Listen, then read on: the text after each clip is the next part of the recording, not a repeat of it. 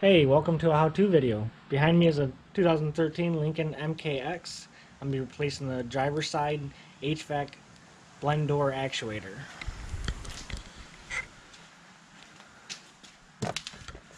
Tools you're going to need is a Phillips screwdriver, 10mm socket with a ratchet.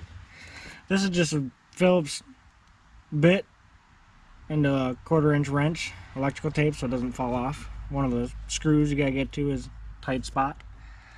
Here's the actuator. Now behind that is linkage. When you do get this off, make sure that this linkage moves. You can move it back and forth because it may be the linkage problem and not this. When you buy this, you do get the linkage. If nothing's wrong with it, you do not have to replace it. In order to do this, you're gonna have to take the kick panel off. There's two 10mm bolts I already took off. Once you get those off, it'll be free on the bottom. Just go ahead and you're going to pull out on both sides.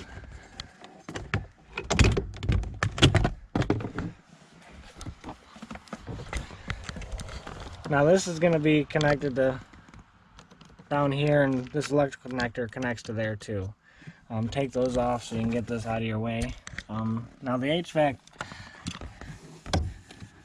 actuators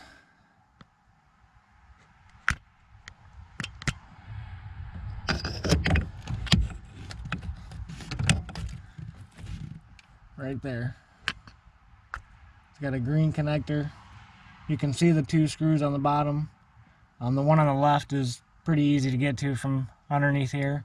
The one on the right that's where the Phillips head and the 1/4-inch wrench is going to come in handy.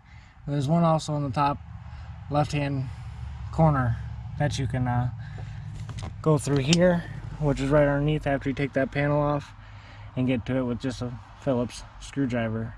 Once you get those off, the actuator would probably just fall right off.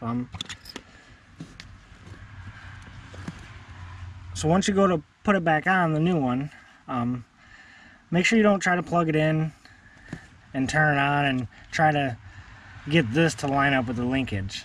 Where this comes out of the box, leave it there and make the linkage match this once it's where it needs to be. You know, don't bolt it in, but just hold it up there, and this little tab is gonna go right into that slot, and that's what moves your doors.